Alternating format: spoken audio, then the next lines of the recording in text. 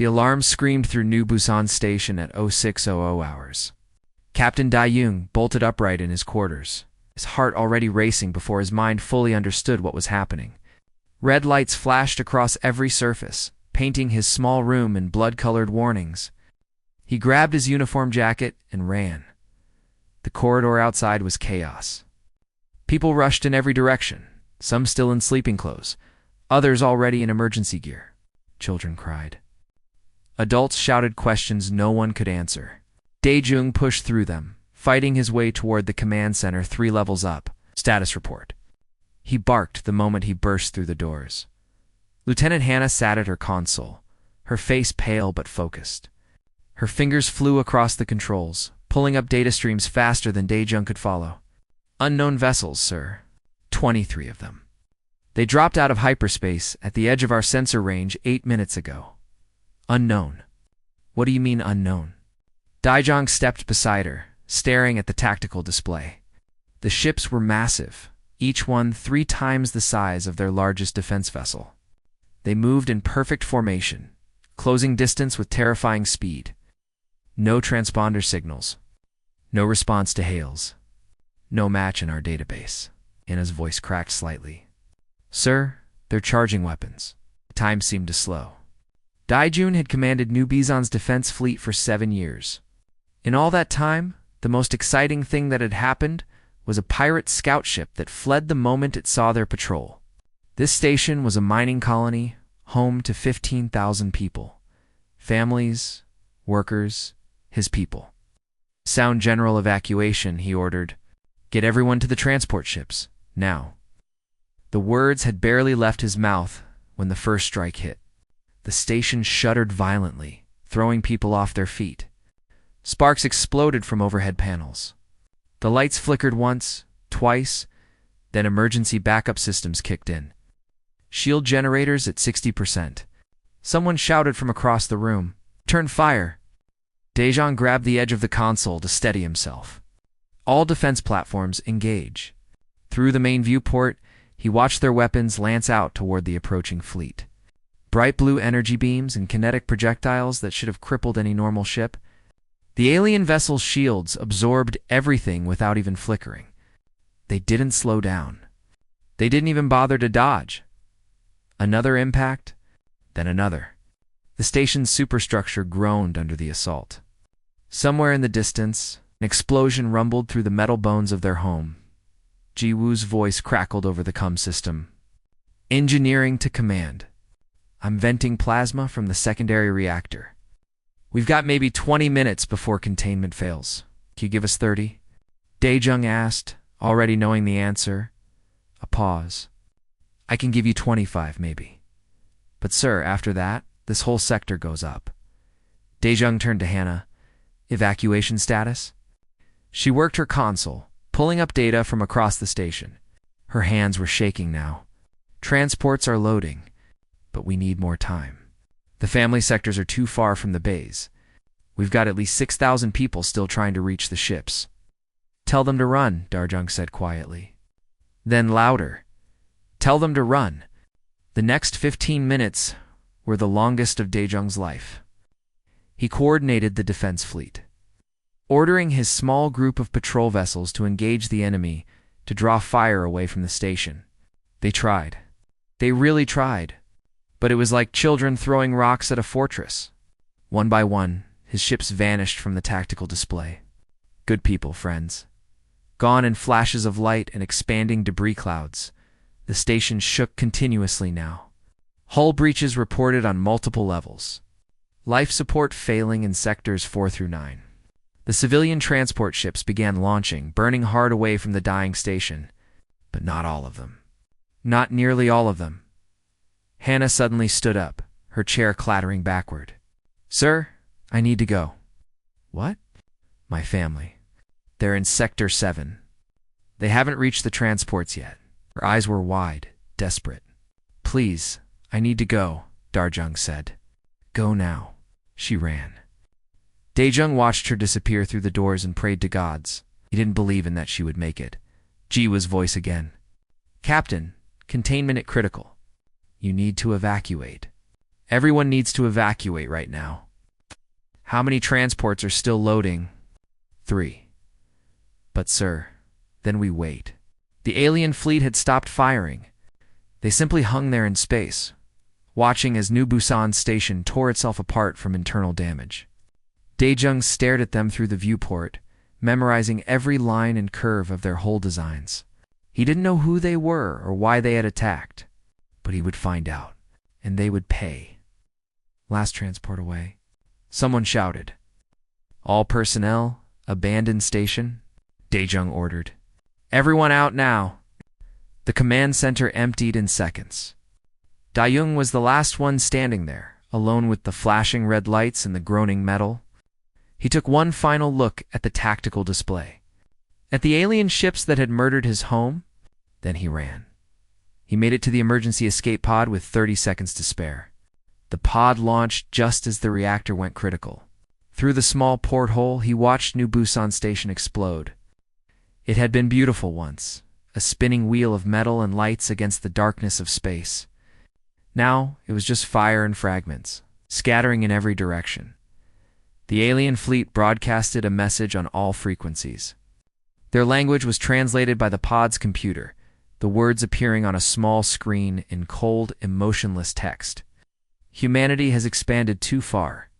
You have 7 cycles to abandon all colonies beyond your home system. If you do not comply, you will be exterminated. This is your only warning. We are the Vralith Dominion, and we do not make empty threats. Daejung stared at those words until his eyes burned. Around him, other escape pods and transport ships limped toward the nearest human outpost, 3 days away at maximum speed. He activated the communication system and began recording. His face appeared on the small screen, illuminated by the dying light of his destroyed home visible through the porthole behind him. He looked tired, older than his 42 years, but his eyes were hard as diamonds. This is Captain Daejung of New Busan, stationed to Earth Command. We have been attacked without provocation by an alien force calling themselves the Vralith Dominion. Casualties are estimated at 9,000 civilians and military personnel. The station is lost. They believe we are weak. They believe we will surrender. Paused, choosing his next words carefully. They are wrong. Send word to Earth. Send word to Mars. Send word to every human colony in space. We have been patient. We have been peaceful. But if they want war, then by all the stars above, we will show them what humanity truly is. He ended the recording and sent it out on the emergency channel, the one that would reach Earth Command in 6 hours.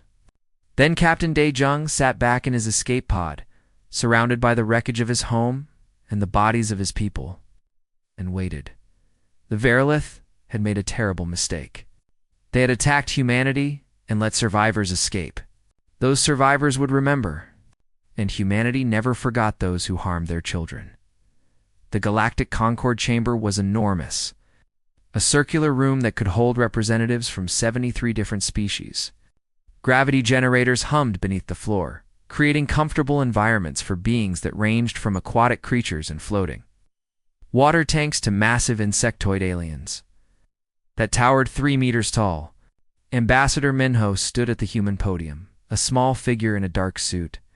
Facing an audience that could barely contain their indifference, he activated the holographic display.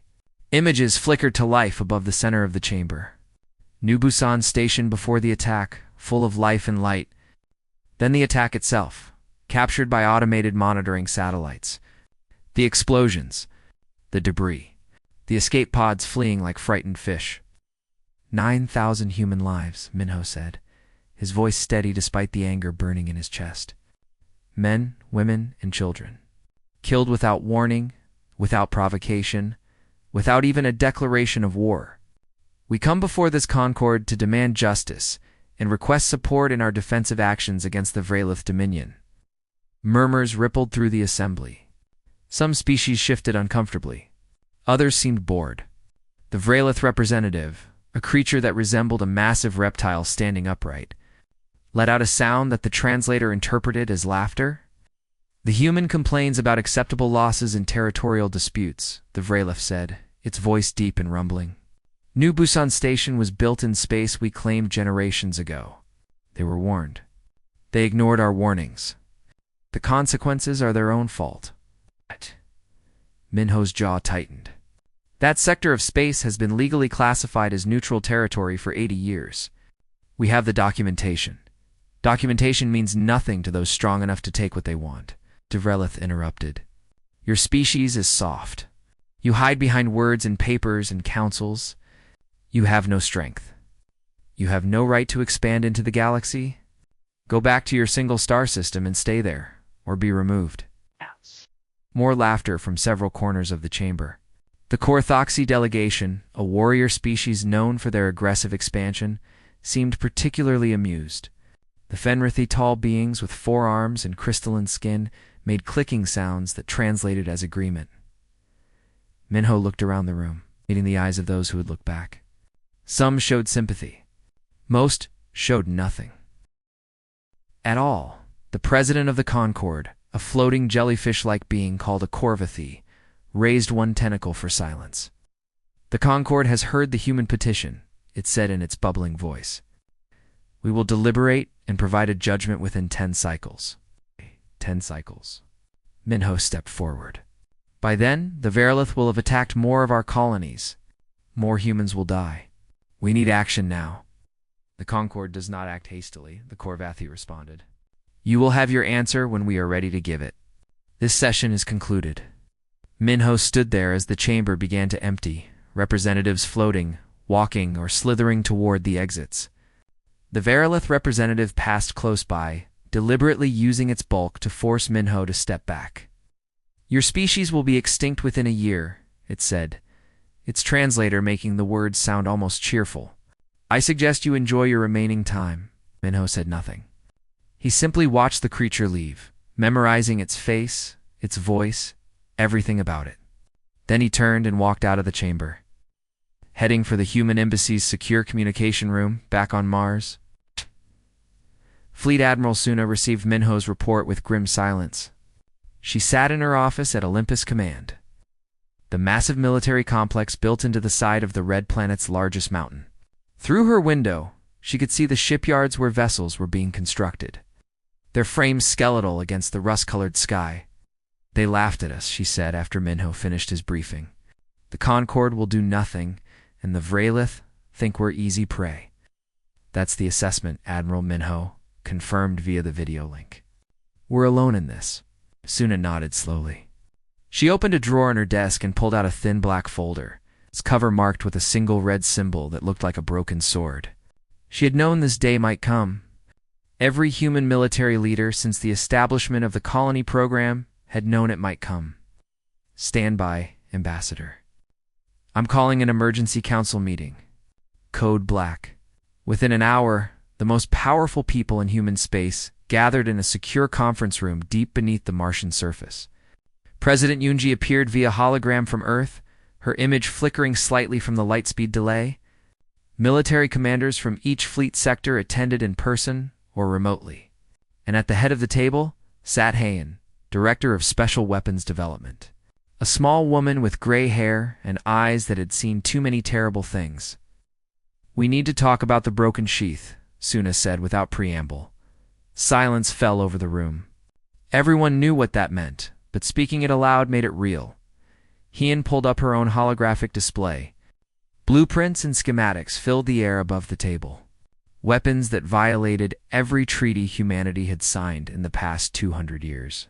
Ships designed not for defense but for total war. Technologies that had been banned, hidden, and maintained in secret since the end of Earth's Third World War. After we nearly destroyed ourselves, Heian began, her voice quiet but clear. Our ancestors made a choice. They would show the galaxy a peaceful face. We would sign treaties, limit our weapons, and prove we could be trusted. But they also knew that appearing weak would invite attack. So they created a contingency. They built weapons and hid them. They developed strategies and never shared them. They made humanity look gentle while keeping a blade behind our backs. She changed the display. A ship appeared, sleek and predatory, covered in black armor that seemed to absorb light. The Phantom-class stealth destroyers. invisible to all known sensor types, armed with weapons that can crack planetary surfaces.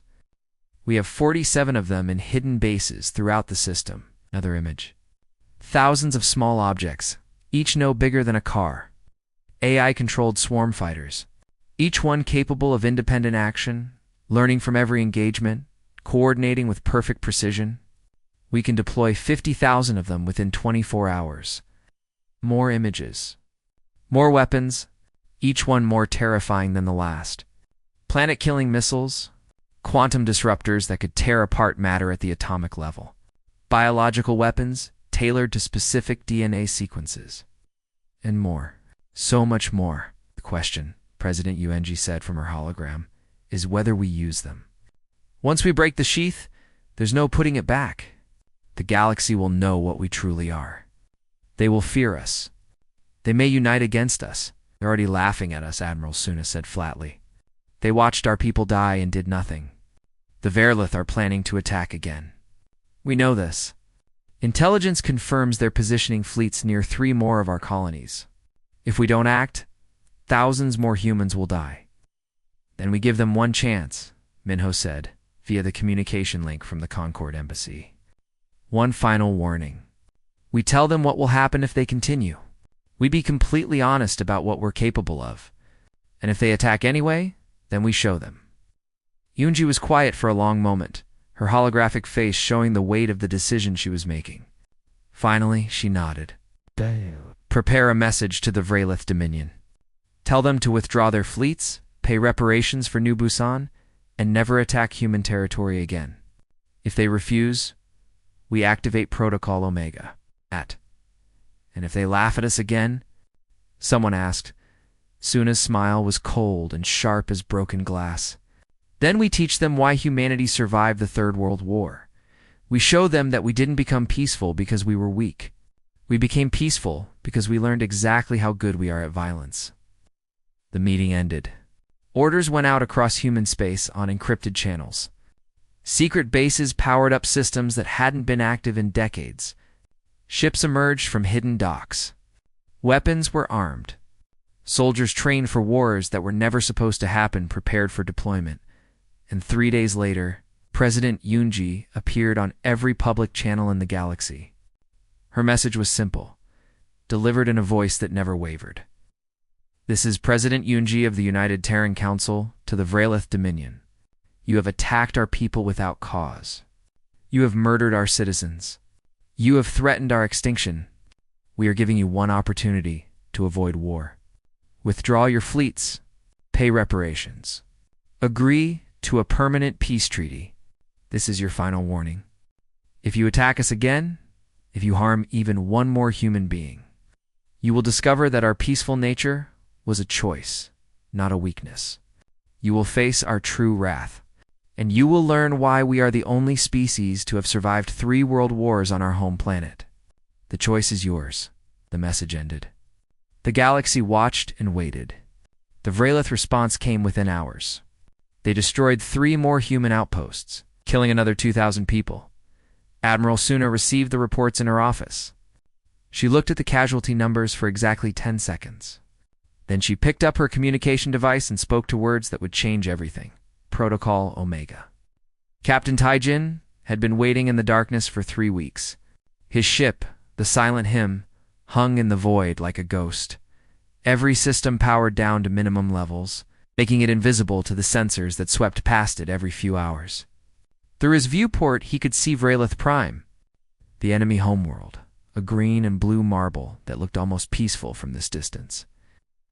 We're receiving the authorization codes, his communications officer whispered. In the darkness of the bridge, her face was illuminated only by the soft glow of her console. Taijin read the message twice, making sure he understood. Protocol Omega, active. All units engage. Power up the weapon systems, he ordered quietly. But don't fire, not yet. Let them know we're here. Let them know we've been here all along. The Silent Hymn's weapon ports opened, targeting lasers painting themselves across the surface of Vralith Prime. Down on the planet, alarms would be screaming. Military commanders would be scrambling. trying to understand how a human warship had appeared in orbit above their capital city without anyone detecting it until this moment. "Message to Vrelith Command," Taijin said. "Tell them we've been in position for 21 days. Tell them we could have destroyed their command centers, their government buildings, their military bases at any time. Tell them this is their last chance to surrender. They have 12 hours to respond." Halfway across Vrelith territory, Commander Nari piloted a convoy of what appeared to be simple cargo vessels toward the ruins of New Busan Station. Long-range sensors showed a Vrelith battle fleet assembling there. 17 massive warships preparing for another attack on human colonies. They had detected the approaching cargo ships and were moving to intercept, no doubt expecting an easy victory. "All ships. This is Nari. Prepare for transformation on my mark." The Vrelith fleet spread out, surrounding the cargo vessels, their weapons charged, ready to vaporize what they assumed were helpless civilian transports. A transmission came through, the Vrelith commander's voice arrogant and mocking. "Human vessels, you are ordered to surrender immediately. Prepare to be boarded or destroyed." Nari smiled. "Mark, the cargo ships transformed. Outer hull panels explosively detached, revealing the warships hidden beneath. Heavy armor plating deployed. Weapons ports opened across every surface. In less than 30 seconds, what had looked like 6 vulnerable cargo haulers became 6 Trojan-class destroyers. Humanity's most advanced combat vessels. All weapons. Fire at will." The Vrelith fleet didn't even have time to react. The human ships moved with impossible speed and precision. Their weapon systems linked through quantum communication networks that allowed them to coordinate every shot perfectly. Energy beams and kinetic projectiles lanced out, striking weak points in Vrelith shields with surgical accuracy. The first Vrelith ship exploded in 18 seconds. The second followed 3 seconds later. By the time the enemy fleet tried to return fire, 7 of their vessels were already gone, expanding clouds of superheated gas and metal fragments. "Evasive pattern Delta," Nari ordered calmly. Her ship dodged the incoming fire with movements that seemed almost casual, as if the massive energy beams were moving in slow motion. The other destroyers did the same, weaving through the Vrelith counterattack without taking a single hit. 90 seconds after the engagement began, it was over. 17 Vrelith warships destroyed. 0 human casualties. Nari looked at the debris field floating where an enemy fleet had been, and felt nothing but cold satisfaction. "Send a message to the next nearest Vrelith force. Tell them what happened here. Tell them to run." On Earth, deep beneath Geneva District, scientist Jiho activated the Nexus Array. It was the culmination of 40 years of research to quantum entanglement communication, a system that allowed instant data transfer across any distance. Every human military vessel, every defense platform, every soldier's combat armor was now connected to a single network. The effect was immediate and dramatic. Human forces that had been operating independently, each ship and unit making its own decisions based on limited information, suddenly became a single coordinated entity. They could share sensor data instantaneously. They could react to threats before those threats even appeared on individual sensors. They could execute complex battle strategies with perfect timing across light years of space. GHO watched the tactical displays as human ships across known space began moving in perfect synchronization. It was beautiful in a terrible way, like watching a sleeping predator suddenly wake up and reveal its true nature. "God help them," she whispered to the empty room. They woke the dragon. The Vrelith response was massive and immediate. They threw everything they had at the human colonies, expecting to overwhelm the defenses through sheer numbers. Fleets that had been held in reserve were deployed. Subject species were conscripted and forced into service. The Vrelith military machine, which had conquered 12 star systems, mobilized for total war. They attacked Colony 7, expecting to find a few defense platforms and maybe a patrol ship or two. Instead, they found the colony completely evacuated, and waiting for them was an automated defense grid that had been deployed in secret over the past 2 weeks. The platforms analyzed Vrayloth weapons in real time, adapted their shields to compensate, and returned fire with increasing accuracy. The Vrayloth fleet retreated after losing 30% of their ships without destroying a single human target. They attacked the mining station at Kepler 442. The station's defenses lasted exactly long enough for a squadron of human fighters to arrive via emergency jump. These weren't ordinary fighters. They were AI-controlled swarm units, each one capable of independent action but coordinating as a single entity. The Vrayloth ships tried to target them individually, but the swarm simply flowed around the attacks like water, then struck back with concentrated firepower that punched through shields and armor as if they weren't there. They attacked a human supply convoy near the border worlds. The convoy ships deployed countermeasures that flooded the area with false sensor readings, making it appear as if there were hundreds of human vessels when there were only 12. The Vrayloth wasted their ammunition shooting at ghosts while the real human ships calmly picked them apart from unexpected angles. Every engagement went the same way. The Vrayloth attacked with overwhelming force. The humans responded with precision, coordination, and technologies the Vrayloth couldn't counter. And every time, the human casualties were zero while Vrayloth losses mounted into the thousands. Admiral Suna watched the tactical overview from her command center on Mars. The display showed Vrayloth-controlled space, with red markers indicating enemy fleet positions and blue markers showing human forces. Over the past 72 hours, 30% of the red markers had vanished. Captain Dae-jung, now promoted to admiral and given command of the Second Fleet, stood beside her. He had requested the promotion not as a reward, but as a necessity. He wanted to be there when humanity struck back. He needed to be part of it. "They still haven't surrendered," he said, watching another Vrayloth fleet marker disappear from the display. "They will," Suna replied. "Their military doctrine is based on intimidation and overwhelming force. They've never fought an enemy that could match them tactically. They don't know how to adapt. How long until they figure it out?" Suna was quiet for a moment. "They won't. That's the problem. Their entire culture is built on the idea that they're the strongest, the most advanced, the most dangerous species in the galaxy. Admitting they're losing to humans would break something fundamental in their society. They'll keep fighting until they have nothing left." About the 9,000 people who died there.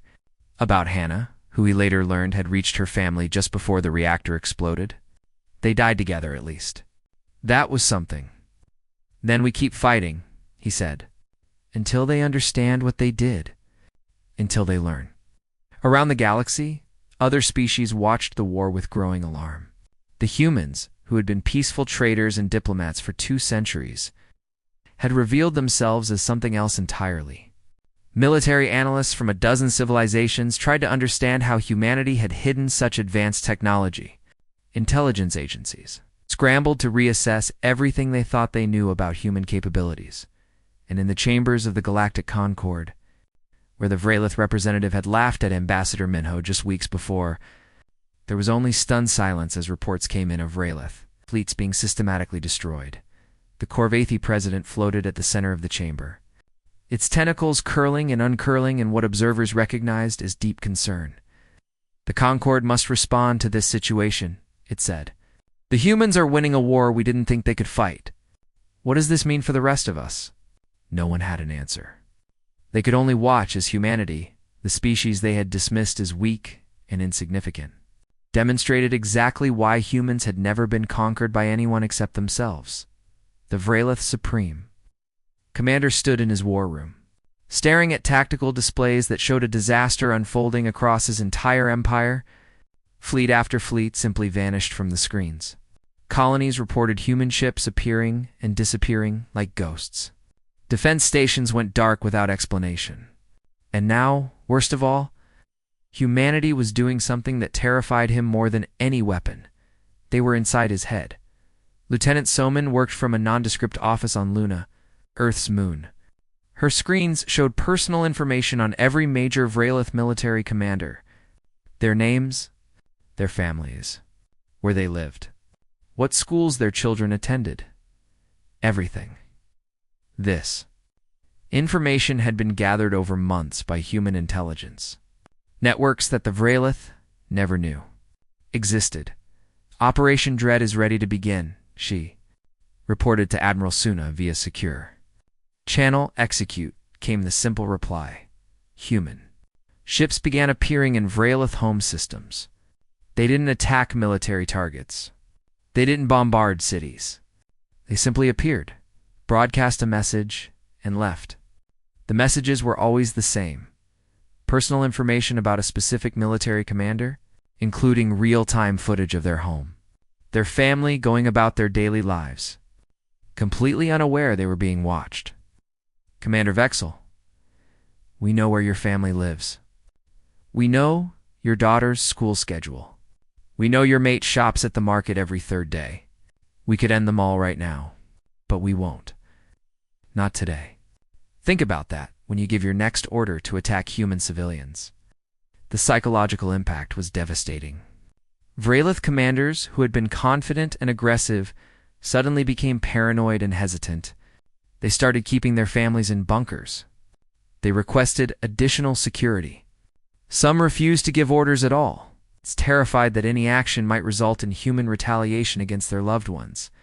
And the brilliant part, Salmon thought as she watched the results, was that humanity hadn't actually harmed anyone. They were just making the Vralith feel what humans had felt when New Busan was destroyed. Fear, helplessness, the knowledge that death could come at any moment. Without warning, for no reason at all, how does it feel? She whispered to her screens, looking at the face of a Vralith admiral who had reportedly been bragging about killing humans. How does it feel to be afraid? Engineer Jiwoo, now working with Special Operations, unveiled his latest creation to Admiral Daejung. They stood in a hangar bay watching what appeared to be an entire human fleet on the holographic displays. Ghost Protocol, Jiwoo explained, pointing at the screens. We broadcast a signal that creates false sensor readings. 2 enemy scanners? It looks like we have 50 ships when we really only have 5. They waste ammunition and energy shooting at targets that don't exist. By the time they realize what's happening, our real ships hit them from directions they left undefended. Daejung watched as a Vralith fleet engaged what they thought was a massive human arm. Ada, the Vralith ships spread out, trying to envelop the human forces, firing constantly at targets that simply absorbed the hits and kept coming. Then, from behind them, 5 actual human destroyers emerged from stealth and opened fire. The Vralith fleet scattered in panic, some ships colliding with each other in their desperation to escape. It's not just about destroying them, Jiwoo said quietly. It's about making them afraid to trust their own sensors, making them second-guess every decision, breaking their confidence. You're enjoying this? Daejun observed. Ju's expression hardened. My sister lived on New Busan. She was 7 years old. So yes, Admiral, I'm enjoying this very much. On Vralith Prime, civilians were experiencing terror for the first time in their civilization's history. Human ships appeared in orbit regularly now, sometimes staying for hours, sometimes leaving immediately. No one knew when the attack would come. No one knew if it would come at all. That uncertainty was worse than actual combat. Then humanity escalated again. Precision strikes began hitting Vralith military targets with surgical accuracy that seemed impossible. A barracks housing enemy soldiers would be vaporized by a beam from orbit. But the civilian apartment building next door would remain completely untouched, without even broken windows. A weapons factory would explode, but the hospital across the street would be undamaged. A military command post would simply cease to exist, leaving a perfectly circular crater. While civilian infrastructure mere meters away functioned normally, the message was clear. We can hit anything we want, anytime we want, and there is nothing you can do to stop us. The Supreme Commander's personal flagship was disabled in orbit, above Vralith Prime by weapons that simply shut down its power systems without destroying it. Human ships appeared, broadcasted a message, and left. The message was simple. We could have killed you. Remember that. The flagship crew was evacuated to escape pods and sent back to the planet's surface. Completely unharmed, but utterly humiliated. The Supreme Commander himself was returned in his own personal pod with a data chip containing detailed schematics of his flagship's defenses and a note. These won't help you. We have better weapons.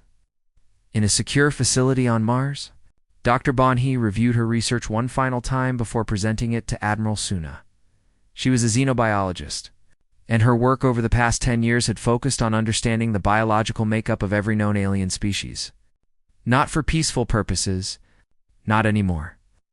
These are tailored biological agents, she explained, showing Sooner samples in containment fields.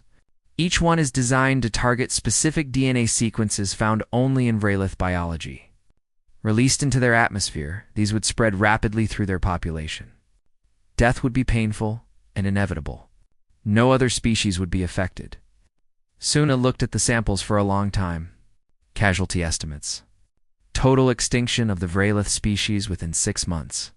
Possibly less. And you're telling me this because... Bonhee met her eyes. Because you need to know the option exists. Because the Vralith need to know the option exists, but also because I hope to all the gods we never use it. If we do this, if we commit genocide, we become the monsters they think we are. We become worse than them. Suna was quiet for a moment. Then she nodded. Prepare the information for controlled release. Make sure Vralith intelligence learns about these weapons. But keep the actual agents in maximum security. We'll use fear of them, but we won't use them. Not unless there's absolutely no other choice. The information was leaked deliberately through channels that appeared to be security breaches, but were actually carefully managed releases. Within days, Vralith's leadership knew that humanity possessed weapons capable of destroying their entire species. The panic was immediate and widespread. Vralith soldiers began deserting in massive numbers. Why fight when the enemy could simply kill everyone on your homeworld with a biological weapon?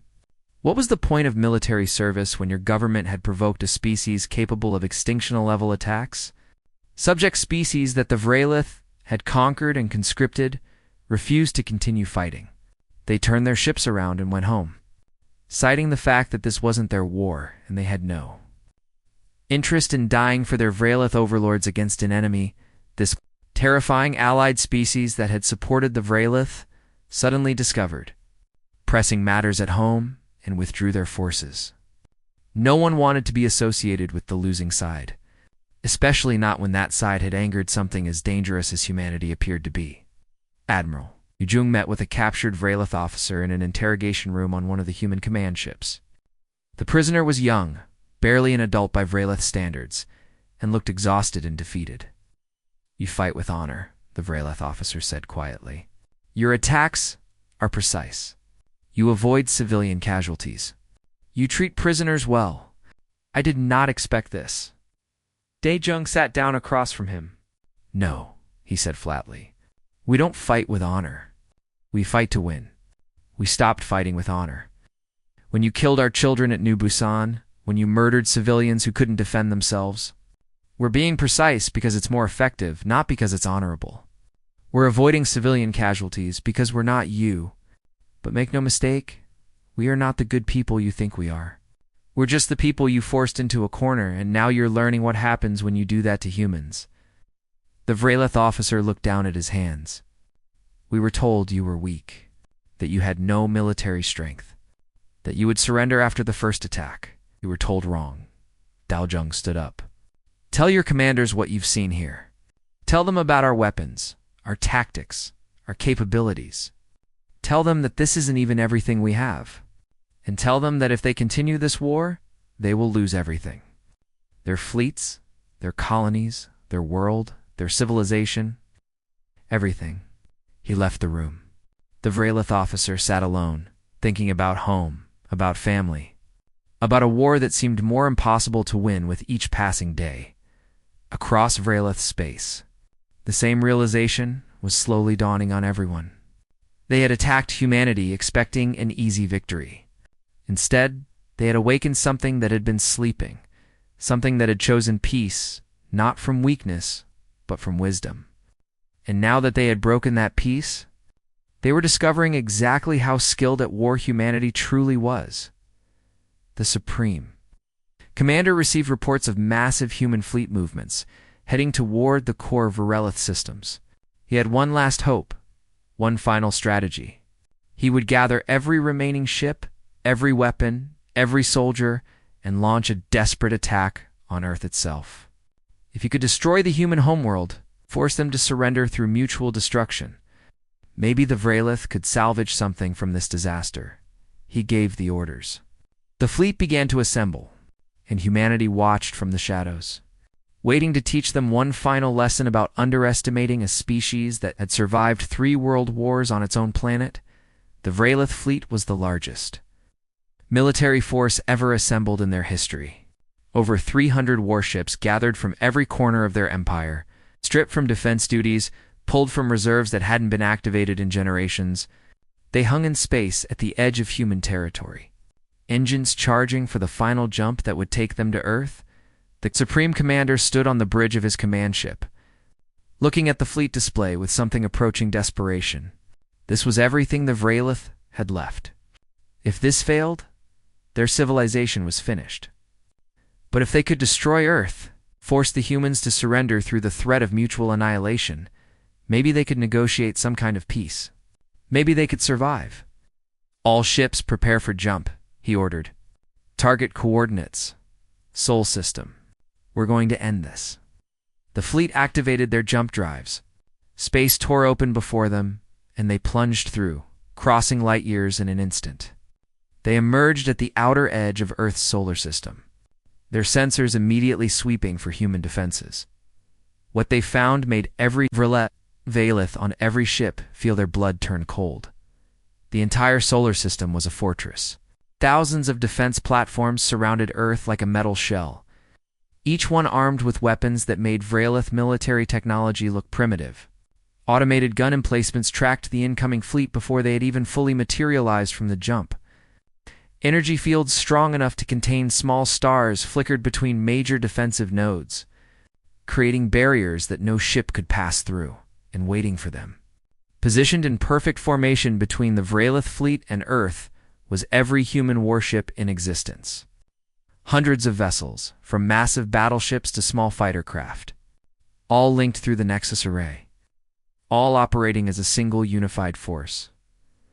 Admiral Suna commanded the defense from her flagship in Mars orbit. She watched the Varelith fleet appear on her screens and allowed herself a small, cold smile. Oh. They actually thought they could attack Earth, she said to Daejung, who stood beside her.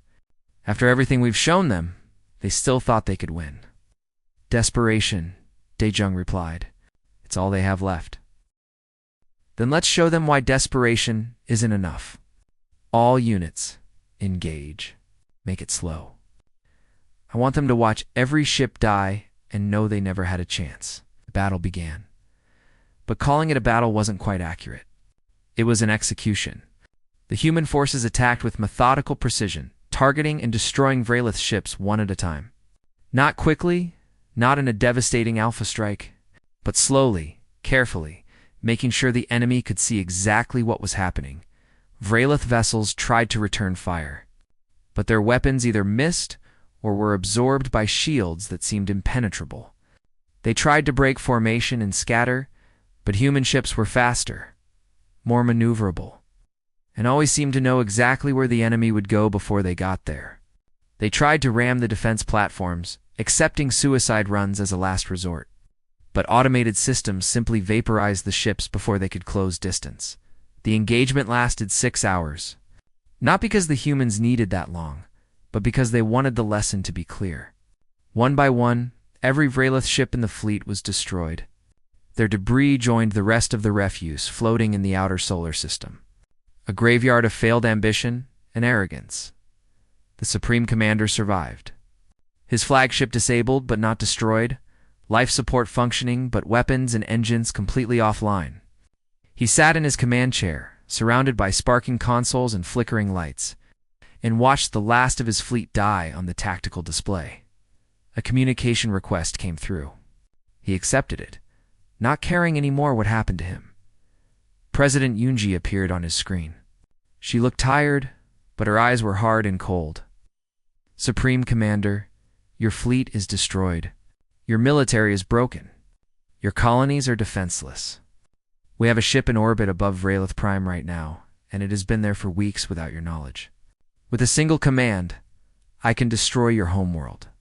I can shatter your planet, boil your oceans, and ensure your species exists only in historical records. The Supreme Commander said nothing. What was there to say? Yanji continued. But I won't do that. Not because we lack the capability, but because, unlike you, we remember what it means to lose a home. We know the horror of watching billions die. We've experienced it ourselves 3 times on our own world. And we decided, a long time ago, that we would never inflict that on another species. No matter what they did to us.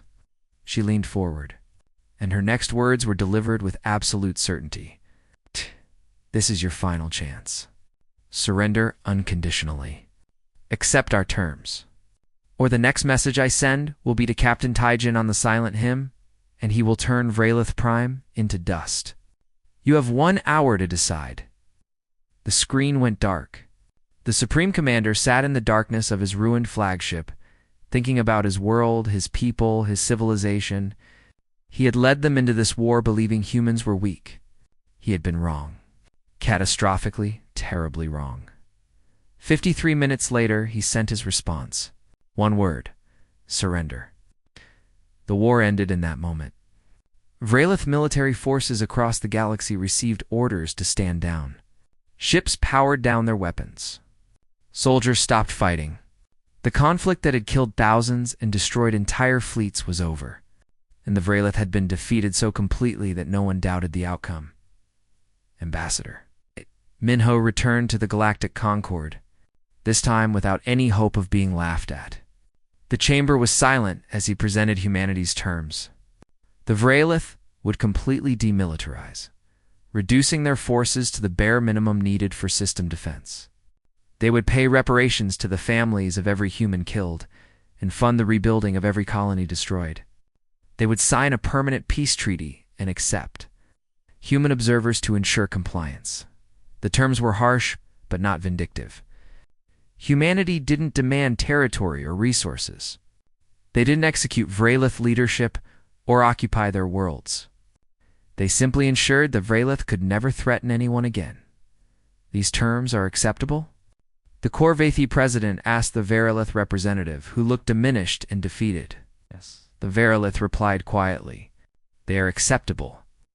Then President Yunji addressed the Galactic Concord in person, traveling to their station for the first time. She stood where Ambassador Minho had stood weeks before, when they had laughed at human weakness, and she delivered a speech that would be remembered for generations. For 200 years, humanity chose peace. We signed your treaties. We limited our weapons. We proved we could be trusted to coexist with other species without threatening them. And when we were attacked, when our people were murdered, when we came to you for help, you did nothing. Some of you laughed. Some of you told us we deserved it for being weak. She paused, looking around the chamber at representatives from 73 different species, all of whom were now paying very close attention. Today, you learn the truth. Humanity's greatest strength was never our weapons, our ships, or our technology. It was our restraint. We became peaceful not because we couldn't fight, but because we knew better than any other species the true cost of war. We had destroyed ourselves 3 times. We had learned what violence really means, and we chose to put it away. Her voice became harder, colder. We never forgot. We never threw away our knowledge. We prepared for the possibility that someone, someday, would mistake our choice for inability. And when that day came, when the Vralith forced us to defend ourselves, we showed them exactly what a species that survived 3 apocalypses is capable of. She looked directly at the Vralith representative. You attacked us because you thought we were weak. You will spend the rest of your civilization's existence remembering that we weren't. You will tell your children about the species that could have destroyed you completely, but chose mercy instead. And maybe, eventually, you'll understand the lesson we learned long ago. True strength isn't about how much you can destroy. It's about having the power to destroy and choosing not to. Yanji turned back to address the full Concord. Humanity will not disarm. We will maintain the weapons we revealed during this war. We will keep our fleet strong and our defenses ready. Not because we want to threaten you, but because we will never again trust that peace can be maintained through weakness. If any species attacks us, if any civilization threatens our people, they will face the same response the Vrelith did. We will defend ourselves, and we will win. She stepped down from the podium. The chamber remained silent for a long moment after she left. Then, slowly, discussions began about what humanity's revelation meant for the galaxy, for the balance of power, for the future of interspecies relations. On Mars, Admiral Suna stood with Admiral Dayung before a memorial wall. It was a new construction, black stone engraved with the names of every human who had died in the war. 9,000 from New Busan Station, 2,000 more from the other colonies. 11,000 names in total, each one representing a life ended too soon. A future stolen by Vrelith aggression. Lieutenant Hannah, who had survived by pure chance when her escape pod had been recovered, placed white flowers at the base of the memorial. Chrysanthemums, the traditional flower of mourning in her culture. She touched her family's names gently, her fingers tracing the engraved letters. Was it worth it? She asked quietly, not looking at the admirals. Dayun considered the question carefully. He thought about the thousands who had died, about the weapons they had revealed, the secrets they had exposed, the image of humanity that had changed forever, about the Vrelith civilization that now existed at humanity's mercy. We made sure it never happens again, he finally said.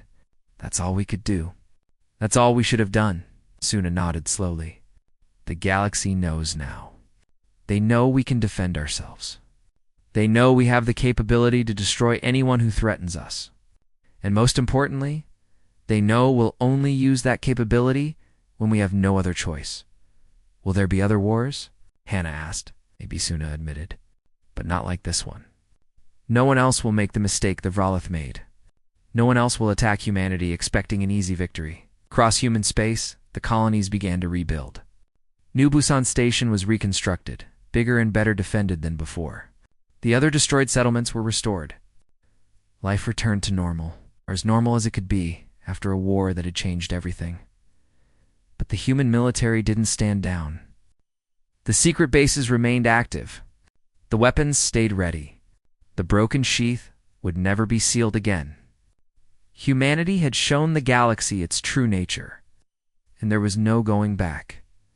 Years later, a young child on the rebuilt New Busan Station looked out a viewport at the stars. Her mother stood beside her, holding her hand. "Mommy, are there monsters out there?" the child asked. Her mother smiled, sad and knowing. "Yes, sweetie, there are. But they're afraid of us now. They learned that we're scarier than they ever were. And as long as they remember that, as long as they leave us alone, we'll leave them alone too." The child seemed satisfied with that answer. She went back to watching the stars, seeing beauty and wonder instead of fear. Humanity had given its final warning. The galaxy had listened. And peace, built on the foundation of demonstrated strength rather than assumed weakness, settled over human space like a protective shield. It would last for generations, not because everyone liked each other, but because everyone understood the price of breaking it.